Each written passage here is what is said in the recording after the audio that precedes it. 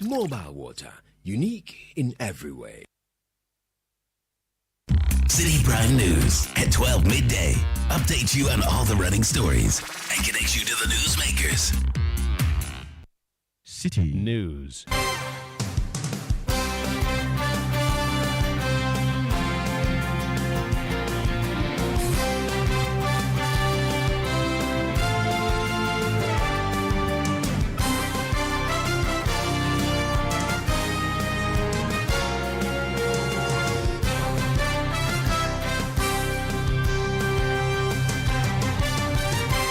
It's midday. Hello, good afternoon, and welcome to the Citi Prime News. We're coming to you live from our studios at number 11, Dr. Martin Loop in Adabraka, Accra. My name is Ajuatin Kramat Domina. Coming up, police launch investigations into alleged attack on staff of the Suhum Government Hospital by a family who alleges medical negligence in the death of their relative.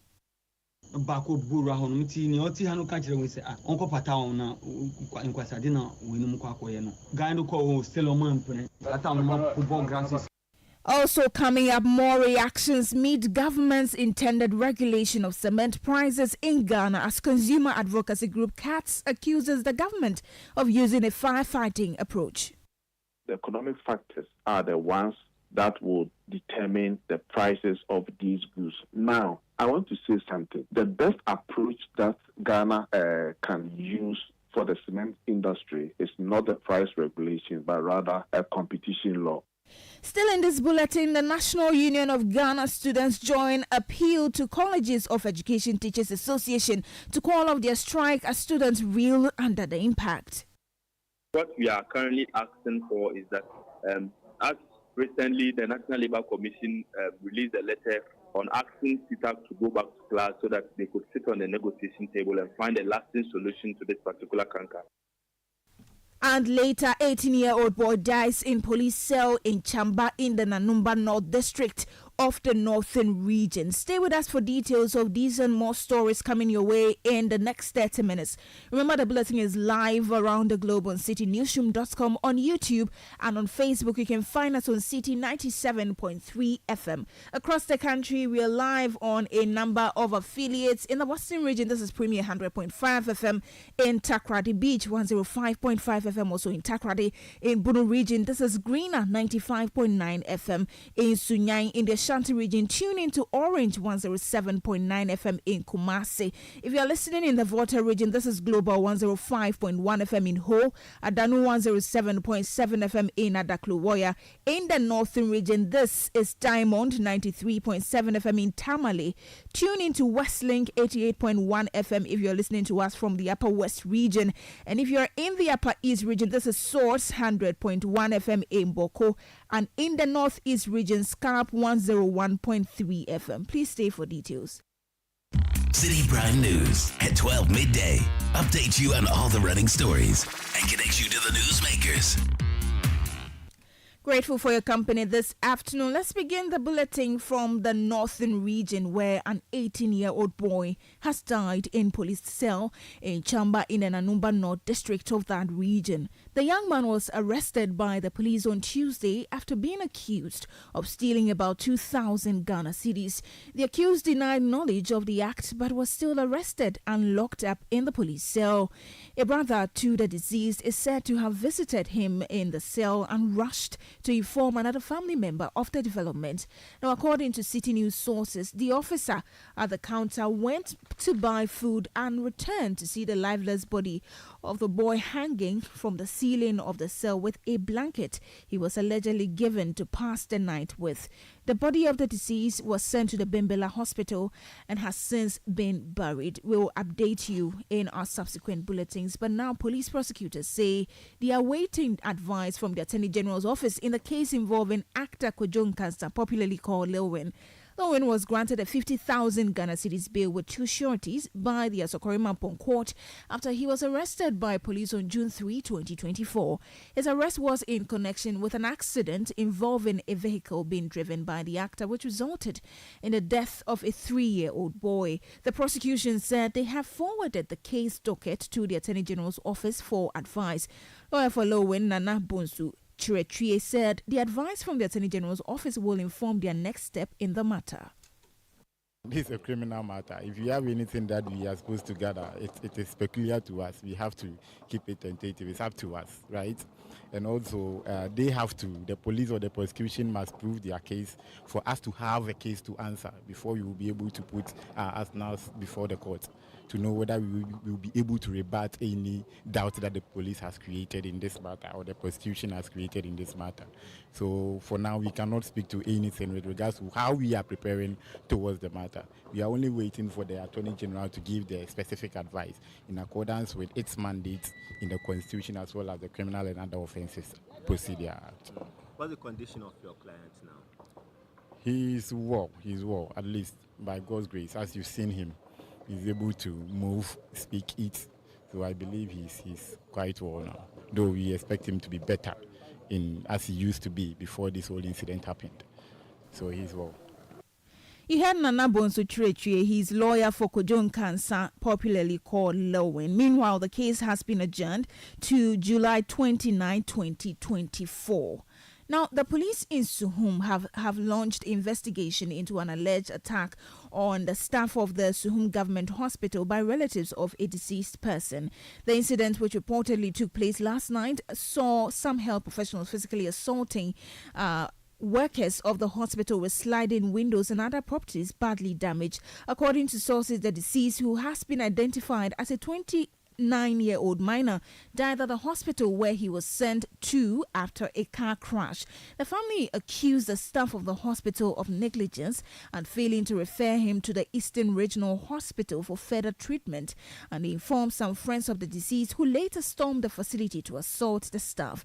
Here's a family member explaining what transpired to the media.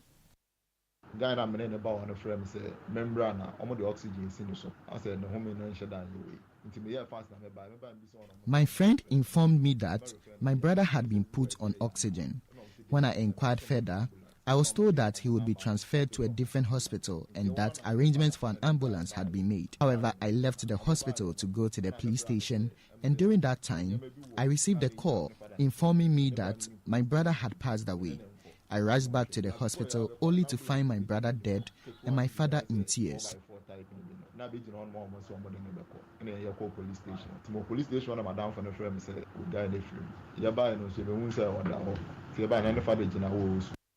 was a relative of a man whose death at the Suhum Government Hospital led to an attack on the facility.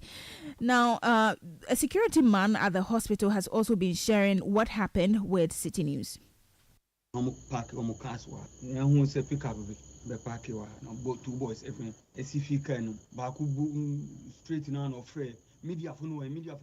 Two men arrived in a car and called for the media to record them. They barged into the hospital and started attacking the nurses and destroying items in the hospital. All attempts to calm them down proved futile until the arrival of the reinforcement. However, they had completely destroyed the glass windows of the hospital. Reinforcement for no buy or buy no and sana what me the year. You had a security personnel at the Suhum Government Hospital. Now, the second Deputy Speaker of Parliament, Andrew Esiamamwako, has directed the Defence and Interior Committee of Parliament to investigate the death of Jerry Sedem Pesenu, who allegedly died due to police brutality while in custody on Wednesday, June 5, 2024. This directive follows a request by the Member of Parliament for Keta, Kwame Gakwe, who called for a probe into the incident and to ensure that justice is served to relatives. In response, the second Deputy Speaker urged the Defence and Interior Committee to investigate the matter and report to the House within 2 weeks for further action. I think the maker of the last statement is requesting that we refer it to the Committee for Defence and Interior to look into it. So, Committee for Defence and Interior, you are hereby referred with this particular statement. Please go into it and report back to the House by 2 weeks. 2 weeks. Report back to the House and take the necessary action on it. That was the second Deputy Speaker of Parliament, Andrew Esiama Amoakon. Let's bring in some other stories, this time on education. And the National Union of Ghana Students, NUCS, is urging the Colleges of Education Teachers Association of Ghana, CITAC, to reconsider their strike and engage with the government on their grievances. This appeal comes on the back of the National Labour Commission's directive to CITAC to halt the strike and return to the negotiating table for government to address their concerns. The National Labour Commission has subsequently taken the government to court to order them to enforce the arbitral awards to CITAC. Well, in an interview with Citi News, President of the National Union of Ghana Students, NUCS, Daniel Oponchweme, implored CITAC to call off the strike, citing the adverse impact it is having on students in all the 46 colleges of education. Complaining hugely because, when two elephants are fighting, it's the grass that suffers.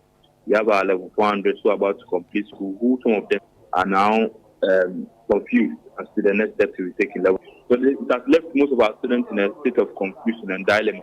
But at the moment, what we are currently asking for is that, as recently the National Labour Commission released a letter on asking CITAC to go back to class so that they could sit on the negotiation table and find a lasting solution to this particular canker.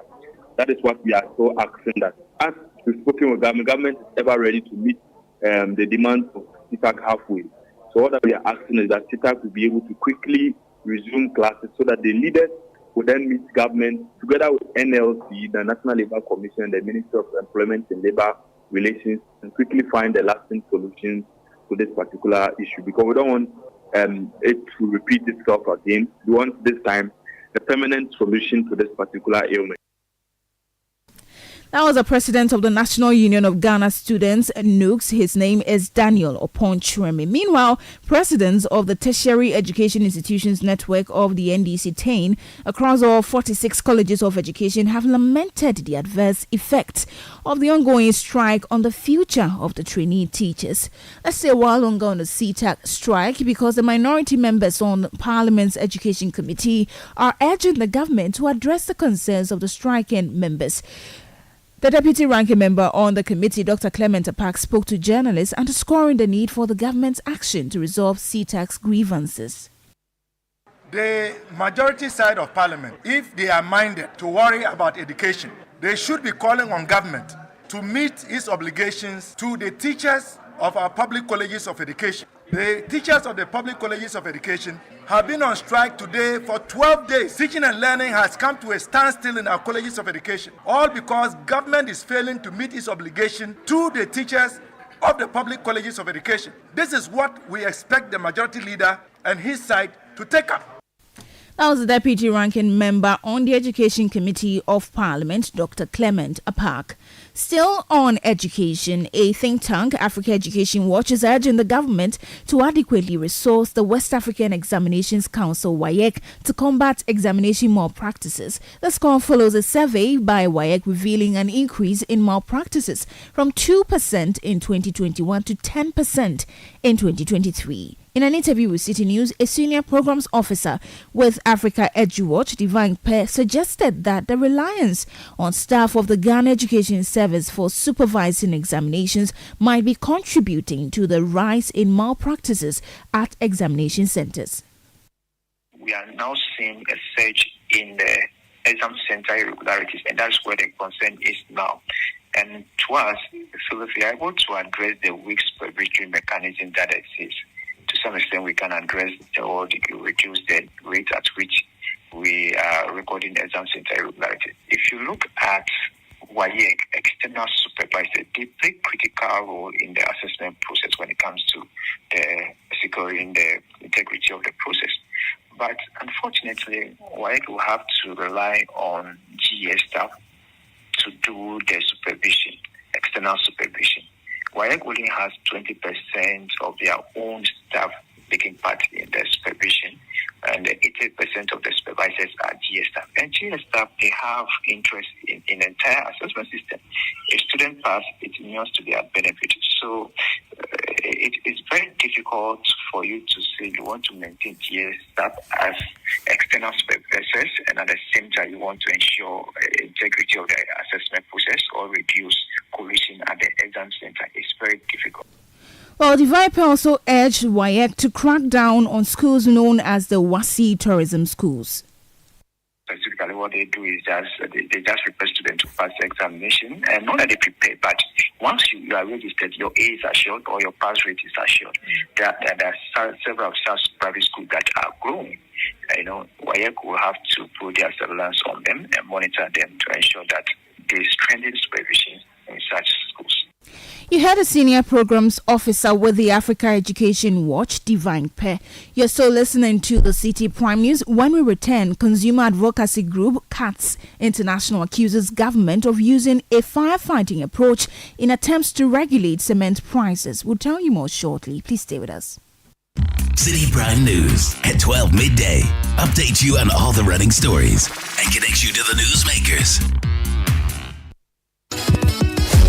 Is your essay ready? Have you already submitted it? In 2024, who will be crowned the new champion? We are getting closer and closer to the deadline for submission. As a JHS student, don't miss out on the opportunity to win a whopping 10,000 Ghana cedis and an entire year of bragging rights for being the very best JHS student in Ghana. Additionally, you get to have your voice and thoughts heard nationwide as you contribute to national discourse. Here's how to join the Literacy Challenge 2024. In not less than 600 words, write about the role of the youth in shaping the future of Ghana. What changes would you like to see, and how can young people contribute to making them happen? Scripts must be in your own handwriting. Script must be endorsed by a parent. Add your full contact details. Deadline Saturday the 13th of July 2024. Submit entries to the front desk of Channel 1 TV or Citi FM, or send it to P.O. Box GP 14123 Accra Central. For inquiries, call 0205 973 973. The Literacy Challenge 2024 is powered by Citi FM, supported by Channel 1 TV, and is sponsored by Ghana National Gas Company, Alive Soap. Feel fresh, feel alive. From the House of Wilma Africa Limited. Fortune spread for bread. Yummy, delicious, always on point. Another quality product from Wilma Africa Limited. Ruby Biscuits by M4 Foods and Prospectus Ghana Limited.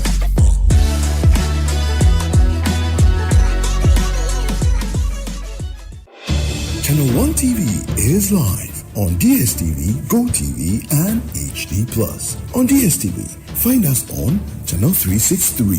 On GoTV, we're on Channel 117. And on HD+, get us on Channel 108. On a digital TV, run a new search. But take note that without an antenna, you cannot access Channel 1 TV. Channel 1 TV can be accessed on any free-to-air digital box, like the DSTV and HD+ boxes. Channel 1 TV. Telling your story, empowering change. Citi Prime News at 12 midday. Update you on all the running stories and connects you to the newsmakers. You're welcome back. Let's bring you some other stories. Now, consumer advocacy group CATS International has expressed concern over the current discourse on proposed regulation of cement prices in Ghana. The group maintains that moves by the government to regulate cement prices through legislative instruments will not solve the arbitrary pricing of the product on the market. Speaking on the Citi Breakfast Show, the West Africa Regional Director of CATS International, Adumako Kusiapia, criticized the Minister for Trade and Industry, Katie Hammond, describing his approach as firefighting. Mr. Kusi Adumako proposed that the focus should shift from legislative price controls to the establishment of a robust competition law. The minister is getting a lot of things wrong in this particular discussion. Cement, as we know, is imported into the country, and the dollar and the CD exchange rate is a key factor that drives the price of cement up. And if we want to regulate prices, I think ministers should not only take cement, the other commodities prices that are also going up. For example, rice, cooking oil, and other fast-moving consumer goods are going up. But I'm not sure that the minister can go to Makola and call the importers of those products. And so long as we are in a free and competitive market, the the economic factors are the ones that will determine the prices of these goods. Now, I want to say something. The best approach that Ghana can use for the cement industry is not the price regulation, but rather a competition law. Adumaku Kusiapia is the West Africa Regional Director of CATS International. Meanwhile, a professor of economics at the University of Ghana Business School, Professor Patrick Esumin, has also urged the government to rather focus on strengthening the economy and not on controlling prices, describing the development as unfortunate. The Minister for Trade racking up some public discussion a couple of months back about cement pricing. I think he had complained before that, or trying to tell cement producers not to increase their price, and they obviously ignored it. I will largely side with the cement manufacturers. I think everybody knows that the currency has not been doing well, and almost everything that we import, prices are going up. If the government wants prices to be relatively stable, it should work to strengthen the economy so that the currency will be stable. I'm not saying that is the only source of the inflation, but don't forget that in this period also we've seen a racking up of taxes in the last couple of years. So I think not addressing the underlying issue about the causes of the high cost of production and simply opting that you are going to pass a regulation to sort of fix or regulate prices, I think is quite unfortunate. That is not what you should be contemplating. Professor Patrick Esumin is a professor of economics at the University of Ghana Business School. Well, he has also been urging the government to tighten the country's forest regulations to prevent individuals who do not need foreign currencies from hoarding them. His suggestion comes after a member of the Finance Committee of Parliament, Isaac Adongo, urged businesses who need foreign currencies to trade to hoard them, as the exchange rate situation in the country will not get better anytime soon. Speaking to Citi News, Professor Esumin says the laxity in the foreign exchange control system in the country is encouraging unnecessary hoarding of dollars, which is affecting the economy. If we have to make regulations regarding people who are not porters or exporters holding dollars, you should go ahead and make it. Once we leave the system open, free of charge like that, then it becomes difficult to say people are speculating, so I'm going to stop them. If we feel that we have to tighten our forest and prevent people who have no business buying dollars from buying dollars, we should go ahead. The government is trying to pass all manner of regulations for all manner of things. Obviously, if the government wants to, I think that there's some room for tightening regulations regarding the purchase of foreign currency. If you go to a neighboring country, it is very difficult for anyone who has no business buying dollars to get dollars. We've done it free for all. So I think it is definitely possible. The question is whether it will be done. Because there are many people who think that it is government officials and people in power who benefit from the laxity in the regulation regarding hoarding of dollars. If that is true, then we shouldn't expect that regulation will come. You heard Professor of Economics at the University of Ghana Business School, Professor Patrick Esumin. Let's bring you some politics and now, and some youth of the New Patriotic Party in Walewale yesterday kept vigil at the Walewale police station to protect the ballot box from the party's primary held in January this year. There's contention over the election results after the sitting member of parliament, Hajia Laribazu Eratu, went to court challenging the results. Last week, the High Court in Tamale barred Dr. Mahama Tia Kabiru from presenting himself as the elected parliamentary candidate of the NPP in the Walewale constituency. Now, the youth who masked up at the police station accused the regional minister of trying to tamper with the ballot boxes. The High Court in March granted pleas by the NPP to settle the dispute out of court. However, no resolution has been made yet. Citi News has gathered that the constituency executives are in a meeting currently to address the issue. Let's stay with politics. Now, the capacity of the Convention People's Party to present a presidential candidate for the 2024 general elections remains uncertain as internal wrangling within the party deepens. An independent committee of the party has debunked assertions by Director of Communications for the party, Sylvester Soprano, suggesting that the Kwame Nkrumah's party may not be able to field a presidential candidate for the upcoming elections. While reacting to the position of the independent candidate, Mr. Soprano acknowledged that there's bickering within the party, saying it does not augur well for electoral fortunes of the CPP. Well, we are glad to be joined by the Director of Communications for the CPP, Sylvester Soprano, on this subject. Good afternoon, sir. Thank you for your time this afternoon. What is the locus of the Independence Committee, and has what they have said essentially rubbish what you have initially said, that the party may not be able to field a candidate for the upcoming elections? I think, thank you for the opportunity. The question, coming from the other side, you mentioned two entities in here, myself and the independent committee. So let me address what the so-called independent committee has said, that, we would be presenting a candidate in December, and point out that it is in sync with my statement. I say that we may not be able to present a candidate if we do not get to work immediately. And the so-called independent committee is saying that we will present a candidate. I hope we will present a candidate. When I came out to complain about the fact that we're delayed, it's because I want our party to set up so that we can do we can, present a candidate, because the very reason why we exist as a political party is to contest, political elections, of course.